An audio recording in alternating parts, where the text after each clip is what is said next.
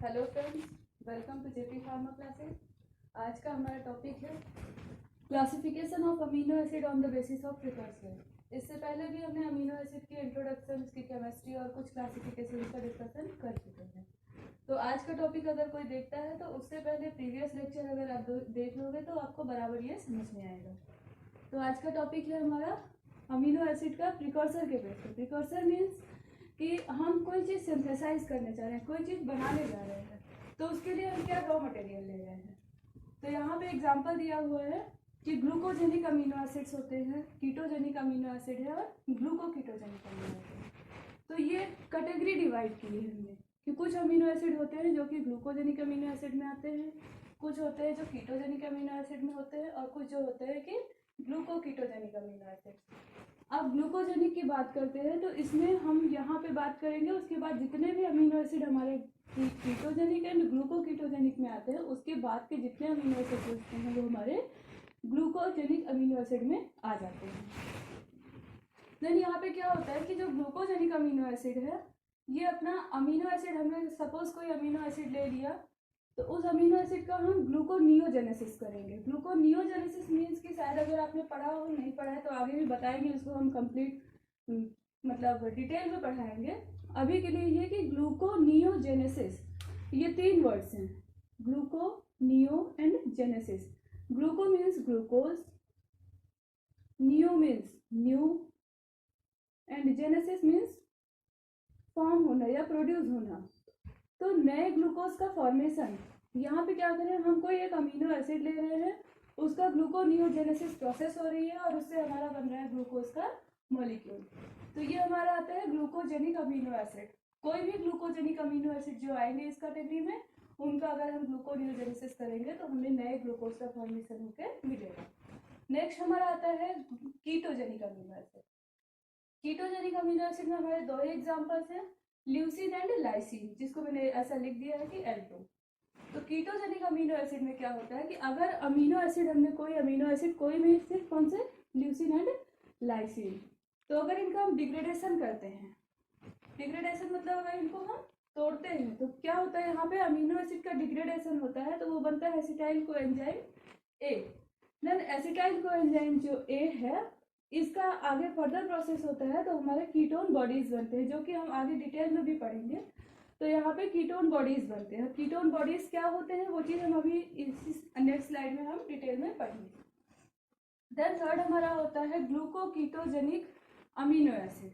इसमें क्या है कि ग्लूको कीटो दोनों ही टर्म्स एक साथ इन्वॉल्व हुए हैं। यहाँ पे ग्लूकोजेनिक अलग पढ़ाया था, देन यहाँ पे कीटोजेनिक अलग से पढ़ा। यहाँ पे क्या होते हैं कि ऐसे अमीनो एसिड्स, एग्जाम्पल कौन से, IP2T3 मीन्स की isoleucine, P2 means proline phenylalanine and T3 tyrosine, threonine and tryptophan.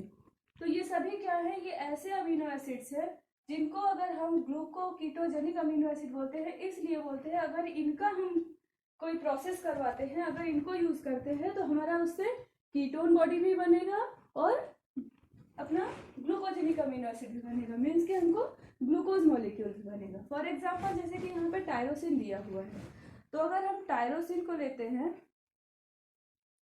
Tyrosine को अगर हम लेते हैं और इसका जब मेटाबॉलिज्म किया जाता है, अगर इसका मेटाबॉलिज्म किया जाता है तो इससे दो चीजें बनती है हमारी, एक तो फ्यूमरेट बनता है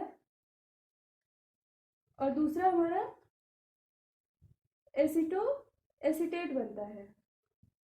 देन ये फ्यूमरेट जो होता है ये चला जाएगा ग्लूकोज बनाने के लिए, मीन्स एक TCA साइकिल में या तो चला जाएगा जहां से कि हमें CO2 रिलीज होके मिलेगा। देन अपना दूसरा ये ग्लूकोज भी बनाएगा, ठीक है। तो ये कौन सा पार्ट हो गया अपना, ग्लूको। देन ये एसिटोएसिटेट जो है ये अपना कीटोन बॉडीज का फॉर्मेशन करेगा, कीटोन बॉडीज का फॉर्मेशन करेगा। तो ये क्या हो गया अपना कीटो, मीन्स कि ऐसे अमीनो एसिड जो दोनों ही चीजें बनाएंगे। एक हमने टायरोसिन लिया, क्या टायरोसिन एक अमीनो एसिड लिया और उसका जब मेटाबॉलिज्म किया, ये एक लंबी प्रोसेस होगी, तो इसका जब मेटाबॉलिज्म करेंगे तो ग्लूकोकीटोजेनिक अमीनो एसिड जो होते हैं वो ग्लूकोज भी देंगे और अपने कीटोन बॉडीज भी देंगे, उनमें दोनों ही प्रॉपर्टी आएगी। अब इसको हम नेक्स्ट स्लाइड पे डिटेल में पढ़ते हैं। तो अपना नेक्स्ट पॉइंट है ये ग्लूकोजेनिक अमीनो एसिड। तो इसको हम एक्सप्लेन करके बताएंगे। ग्लूकोजेनिक अमीनो एसिड क्या होंगे, ये जो भी अमीनो एसिड इसमें आएंगे अगर उनको क्या करते हैं कि broken into metabolites, glucogenic amino acid जो भी होंगे अपने वो ब्रेक डाउन होगा उनका। तो क्या क्या बनेगा, pyruvate, alpha ketoglutarate, succinyl coenzyme A and fumarate, ये सारे ही अपने मेटाबोलाइट्स बनेंगे। मेटाबोलाइट्स मीन्स कोई भी बड़ी चीज़ है, या जैसे अमीनो एसिड की बात करें तो जब वो ब्रेक डाउन होता है तो उसको बोलते हैं मेटाबॉलिज्म के थ्रू, जब ब्रेक डाउन होता है तो उसको हम बोलते हैं मेटाबोलाइट्स। उसके बाद में क्या होगा, एक को हमने एग्जांपल ले लिया, सपोज कि हमने यहाँ पे पायरुवेट या फ्यूमरेट कुछ भी लिया हुआ है इसमें से, तो उसका क्या होगा, ऑक्सीडाइज होगा वो। इसमें से कोई भी अपना एक मेटाबोलाइट ऑक्सीडाइज हुआ, उसका ऑक्सीडेशन हुआ, ऑक्सीडेशन फॉस्फोराइलेशन हुआ उसका, तो क्या होगा कि वो CO2 बनाएगा और वाटर बनाएगा। अब ये CO2 और वाटर किस प्रोसेस के थ्रू, TCA साइकिल के थ्रू। TCA साइकिल है ट्राई कार्बोक्सिलिक एसिड साइकिल। तो ये TCA साइकिल बहुत बड़ी है, इसको हम आगे डिटेल में पढ़ेंगे जब हम ग्लाइकोलिसिस और सारी चीज़ें कार्बोहाइड्रेट जब पढ़ने लग जाएंगे तब। तो TCA साइकिल के थ्रू वो अपना कार्बोहाइड्रेट और वाटर जनरेट करता है, और फिर ये जो है ATP की सिंथेसिस करता है। ATP मीन्स एनर्जी की सिंथेसिस करता है, ATP एडिनोसिन ट्राइफॉस्फेट। अब इसके बाद में हमारे इसमें से देखो क्या हुआ कि कार्बन डाइऑक्साइड और वाटर जो है यहाँ से इस, अगर सपोज हमने यहाँ पे एग्जांपल दिया है पायरुवेट का स्ट्रक्चर बनाया, तो पायरुवेट में से क्या हो रहा है कि वो एक कार्बन डाइऑक्साइड और एक वाटर मॉलिक्यूल अपना निकल रहा है, जनरेट हो रहा है। बाकी के उसके जो ये कार्बन स्केलेटन बचा हुआ है, मतलब कार्बन का जो स्ट्रक्चर बच रहा है अपना, तो यहाँ पे लिखा हुआ है कि कार्बन स्केलेटन ऑफ मेटाबोलाइट्स, ये कोई हमारा पायरुवेट मेटाबोलाइट है, तो इसका जो कार्बन स्केलेटन हमारे पास बच रहा है वो क्या करता है, सिंथेसाइज करता है ग्लूकोज, क्योंकि ये ग्लूकोजेनिक अमीनो एसिड है। ये ग्लूकोज सिंथेसाइज करता है। ग्लूकोज सिंथेसाइज किस प्रोसेस के थ्रू करता है, ग्लूकोनियोजेनेसिस। पिछली स्लाइड में भी हम बोल चुके हैं, ग्लूकोनियोजेनेसिस में न्यू ग्लूकोज का formation of new glucose, gluconeogenesis. तो मेटाबोलाइट्स जो भी अपने पायरुवेट के जो मेटाबोलाइट्स होंगे उनके कार्बन स्केलेटन जो बचे हुए नंबर ऑफ कार्बन जितने भी होंगे उसके अकॉर्डिंग वो ग्लूकोज की सिंथेसिस करेगा। देन यही इसी वजह से इनको हम बोलते हैं ग्लूकोजेनिक अमीनो एसिड, क्योंकि ये न्यू ग्लूकोज को फॉर्मेशन कर रहा है, और फॉर्मेशन किसके थ्रू, ग्लूको को फॉर्मेशन कर रहे हैं, और है क्या, अमीनो एसिड। हमने स्टार्टिंग में यहाँ पे अमीनो एसिड यूज किया और लास्ट में जाके इसको ग्लूकोज मीन्स की कार्बोहाइड्रेट में कन्वर्ट किया। नेक्स्ट हम अगली स्लाइड में देखते हैं। तो अपना नेक्स्ट पॉइंट है ketogenic amino acid. Ketogenic amino acid means जो कोई भी अमीनो एसिड ऐसा जो सिंथेसाइज होगा हमारा अगला ग्रुप, और इनमें कीटोन्स ग्रुप प्रेजेंट होंगे। तो क्या हो रहा है कि कीटोजेनिक अमीनो एसिड जो भी हमने बताया थे, आप लोग को अगर याद हो तो आइसोल्यूसिन बोला था मैंने, IP2T3।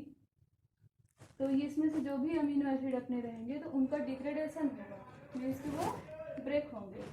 तो जब इनका ब्रेक डाउन होगा तो वो सिंथेसाइज करेगा एसिटाइल कोएंजाइम ए, जो कि क्या कहते हैं, एसिटाइल कोएंजाइम ए प्रिकर्सर है। फिर से वही प्रिकर्सर की बात आई, मीन्स के एक स्टार्टिंग मटेरियल है इसके लिए, कीटोन बॉडीज के सिंथेसिस के लिए।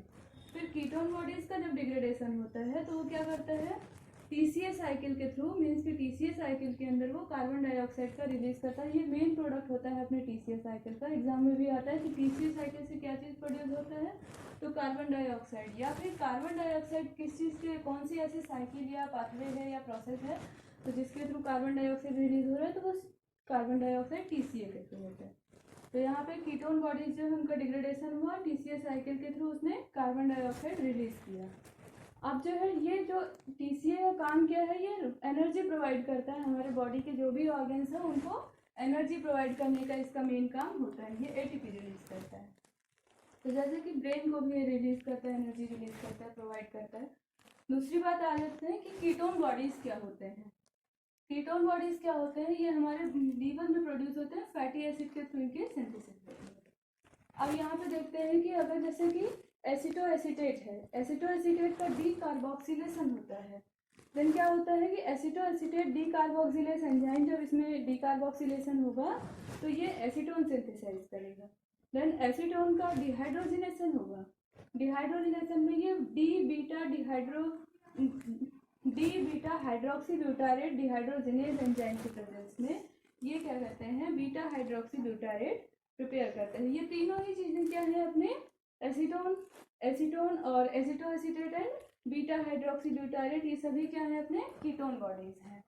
तो हमें यही चीज़ मेन करना है कि कीटोजेनिक अमीनो एसिड्स जो होते हैं वो कीटोन्स का फॉर्मेशन करते हैं, जो हमारे ग्लूकोजेनिक अमीनो एसिड होते हैं वो ग्लूकोज का फॉर्मेशन करते हैं, एंड ग्लूकोकीटोजेनिक अमीनो एसिड जिनमें बोथ बोला जा रहा है तो वो ग्लूकोज का भी और कीटोन्स का भी फॉर्मेशन करते हैं। आज का टॉपिक अगर क्लियर हो गया तो हम यहीं तक चलते हैं, उसके बाद नेक्स्ट स्लाइड में डिस्कशन करेंगे नेक्स्ट लेक्चर में।